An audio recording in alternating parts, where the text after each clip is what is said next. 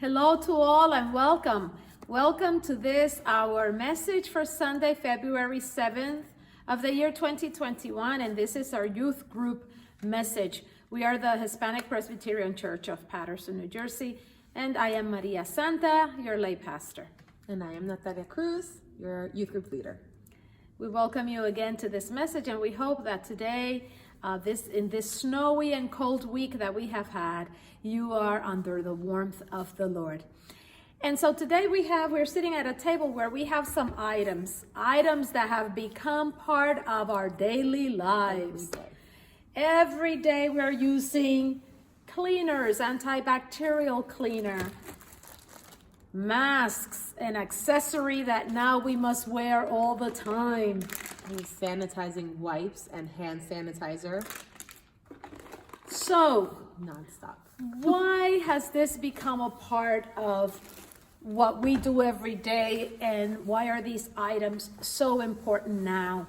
Well, the reason why we all now have this new method of doing things is because we want to preserve our life. More than ever, this year, in which we have dealt with something that we never dealt before, which is a virus that is contagious and that has taken many lives, we have made sure that we prepare and prevent to save our health. Health is a treasure. Being healthy is priceless. And having a healthy life is invaluable. And so we are now taking extra steps and doing things that we did not do before to make sure that we remain healthy. So we are washing hands more, and we are keeping our distance from others, and we are wearing a mask, and we are following these rules. Hopefully all of us are, because we want to protect ourselves and to protect others. That's actually part of being empathic, part of having compassion for ourselves and for others. And in the message that we have recorded today for the adults, we talked about an episode in Jesus's life in Matthew 1st, verses 29 to 39. Matthew or Mark? Oh, it was Mark. Yes, it was Mark, not Matthew.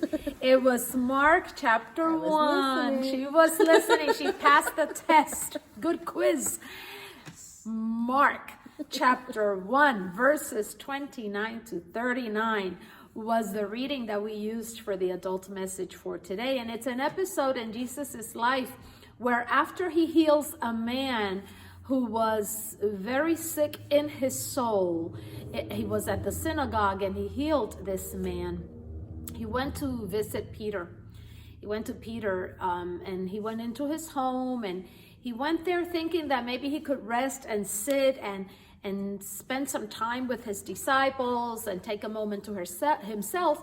And when he got there, he found that Peter's mother-in-law was very sick. She had a very high fever. And so Jesus was made aware of this, and he immediately went and touched her and healed her. And she could get out of bed right away and serve them and take care of them, since she was the owner of the house and, she was the hostess. And so Jesus restored her to her old self, made her whole again so she could be herself again. Jesus is in the business of making us whole and restoring us and making us who we should be. And so he did that for Peter's mother-in-law.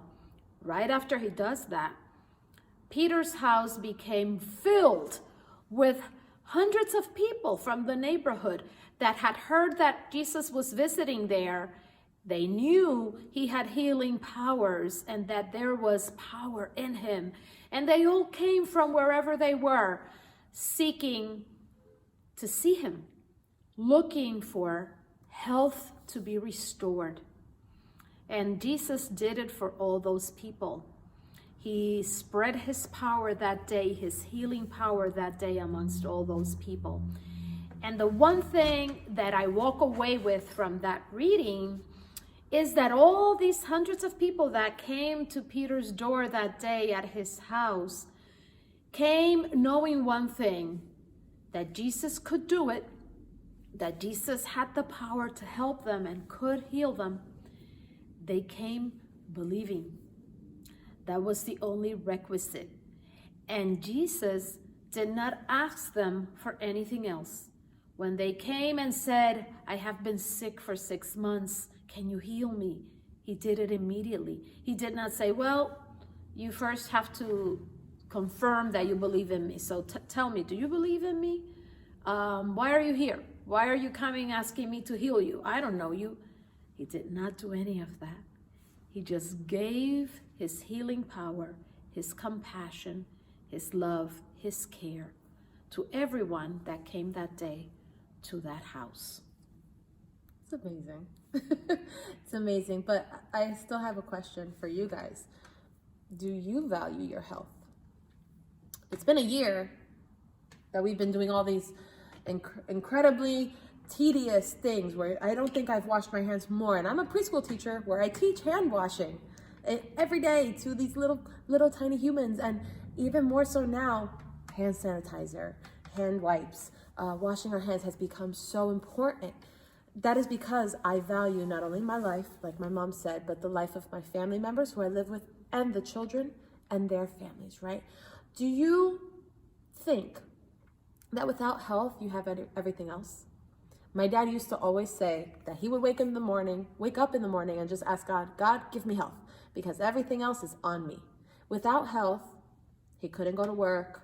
If I was sick, I couldn't go to school, which means you can't learn well, you can't make money and support yourself in the long run. So your health is so important that you need to make sure that you have that first before you can do anything else. And to know that Jesus wants to heal us is an amazing thing. In the story, Jesus heals a man's soul. He heals a woman, the mother-in-law of Peter's body, with a fever. But there are 3 parts to us, right? Body, mind, and soul. 3, just like there's 3 in 1, right? God can heal all 3 of those, which is amazing. You also have an important part in that, though. Your body, how do you take care of your body? Eat well, try and exercise. Rest, get enough sleep. That really repairs your body. If you're not sleeping well, or you're just running on 2 or 3 hours of sleep every night, it's not healthy. Not good. I don't know how people can do that. That's your body. But then there's your mind. How do you strengthen and keep your mind healthy? Positive thoughts. Reading good stuff. Reading good books. Watching good videos. I know you are all up in YouTube and all these other things. Make sure that you're looking for things that are feeding your brain with positive things. Don't feed your brain with the same way sometimes we feed ourselves with junk food. There is junk food for the brain also. And so we don't want to feed our brain with that kind of food. We want to make sure that our brain is healthy and that we're feeding it with the right things too. That's our body and our mind, but then there's also our spirit. Your spirit, how many times have you heard the phrase, oh, they have a broken spirit? Their spirit is broken. There's a way to mend that spirit and make it healthy again. And part of that is with God's help, with prayer, lots of prayer. Mm-hmm. Maybe even singing alabanzas. I always find my mom singing around the house, and it's usually a hymn or alabanza, and I know that her spirit, she's in a good place. Sometimes she finds me singing the alabanzas because I miss you guys singing with me so much. I always end up singing at home. And music is good for your soul, for your spirit, for your mind. And your body if you're dancing. Yes. And the type of music too, right? I mean, there's all sorts of music, and all music has value to it. But I want to encourage you to, listen to music that feeds your soul, that makes you happy, that is productive, that gives you good vibes, rather than fill your mind and your soul with things that are not positive, because there is music that is not positive too. So those 3 things that we are talking about is what we are made of. Mm-hmm. Body, mind, and spirit. And Jesus wants to help restore us in all 3 ways, but we have to let him and want him to, right? It's just about believing. If you just believe, like the many people in the story did, the hundreds of people that visited Peter's house afterwards, they just believed. And Jesus didn't ask questions. He didn't ask, are you sure you believe in me? Are you positive? No. No questions asked. They were healed. But one big thing is that Jesus does not negotiate. I think we all have the idea of that, oh, I was one. I am guilty. God, please let me pass this test, and I promise I'll sing even louder at church on Sunday, and I'll play an extra song. And not how it works. God, if you take this cold away, I'll promise I'll pray 2 extra hours this week. You don't negotiate with God, okay? That's the biggest thing. He does not negotiate. His only prerequisite or requisite is that you believe. That you believe. That's all he requires. And he knows that you do just by you calling his name and asking him to help you. You are not going to go to someone that you know cannot help you and ask for help. If you know they don't have what it takes to help you, it's counterproductive. If you know that they don't have the means to help you, you don't go to them. Jesus, for him, it's sufficient that you go to him in prayer and you say, I need your help. I can't do this alone. I don't know if I can solve this problem. I'm so worried about the conflict in my home. I'm so worried about what's going on in school. I don't know if I can pass this test. I'm studying and I don't get it. Please help me. I'm so sad all the time. Please help me. Please help me. And you are asking for help because you believe he's there and he can do it for you, like the hundreds that went to Peter's home that day. And that's why Jesus didn't ask anything of them. He knew that if they were there asking, it was because they knew who he was and they recognized that he had power. And a way to make sure that you can strengthen your belief and communication with God is through prayer. That's something that Jesus did constantly. He constantly prayed to God the Father, and we can do the same to all three. We can pray to God, the Holy Spirit, and Jesus, and they each give us separate, different strengths, but all to help us heal, which is an amazing thing that we have that resource, right? And all we have to do is believe, because Jesus has the remedy, the cure to whatever it is that is making you ill or sick or tired or down. And sometimes I know that we want things in our own time and we want an immediate response. Like that day in Peter's house, everyone that went to Jesus that day was healed on the spot.